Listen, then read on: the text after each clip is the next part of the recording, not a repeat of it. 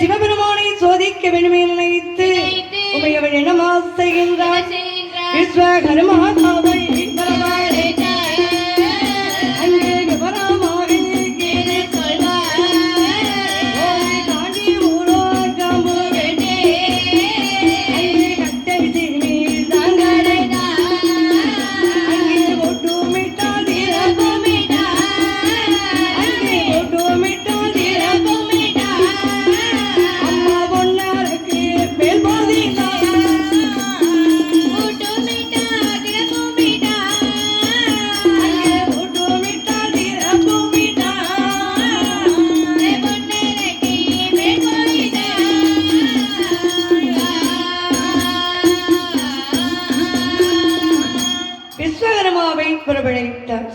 விஸ்வகர்மா என்றால் யார்? யாரு? ஆசாரி. தெய்வ தட்சணை வரவழைத்தார். காண்டூரம் கம்பு வெட்டி அழகான கட்டை சிமிழ் கொண்டு கடைந்தெடுத்தார். பூட்டு விட்டார் திறப்பும் விட்டார். பொன்னரைக்கு மேல் பொதிந்தார். ஆகா, சிமிழ் கூடி அழகாக இருக்கின்றது. சிமிழுக்கு தகுந்த ஜீவனை பிடித்து அடைக்க வேண்டுமே. அம்மா, இந்த சிமிழுக்குள்ள அடைக்கணும்னா யாரை பிடிச்சு அடைக்கலாம்? யானையை பிடிச்சு அடைக்கலாம். யானையை பிடிச்சு அடைத்து சிமிழ் கூட்டு வெடிச்சிருமா? இருக்கிறதுலயே சின்ன பிள்ளை யார் தெரியுமா?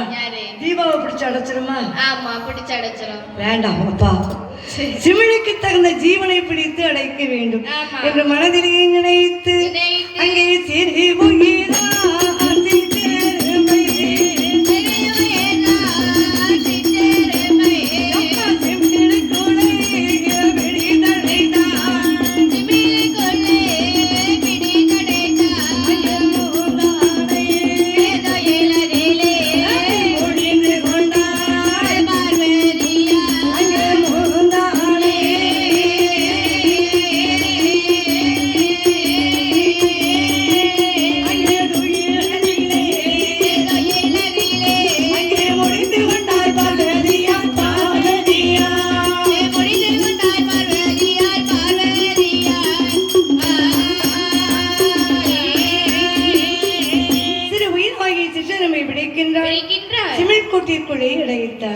முந்தானை துகிலே முடிந்து கொண்டாள் பார்வதி.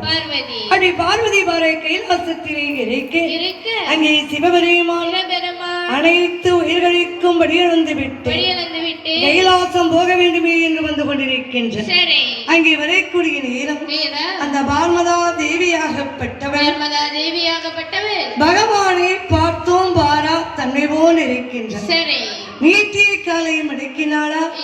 குனிந்த தலை ஏறிட்டு பார்த்தாளா? ஒரு மனைவியானவள் கணவனுக்கு செய்ய வேண்டிய கடமை என்னம்மா? பாதப்பணிவிடை செய்ய வேண்டுமா? வீட்டை விட்டு வெளியே சென்ற கணவன் வீட்டிற்குள் வரக்கூடிய நேரம் கால்கரங்கள் சுத்தம் செய்ய தண்ணீர் கொடுத்து என் முகத்தோடு வரவேற்பது மனைவி கடமை.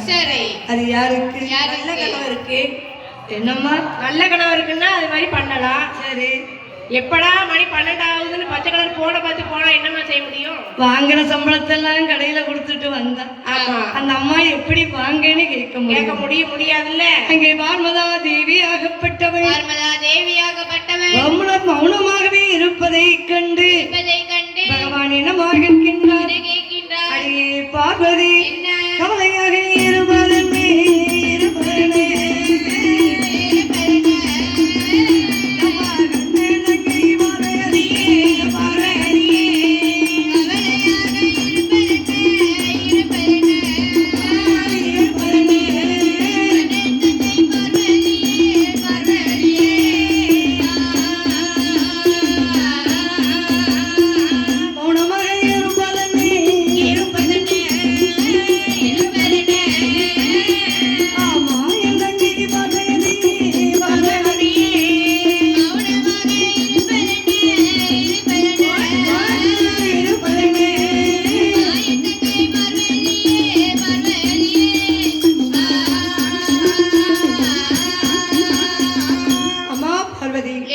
ஏனமா இப்படி கவலையோடு இருக்கின்றாய்?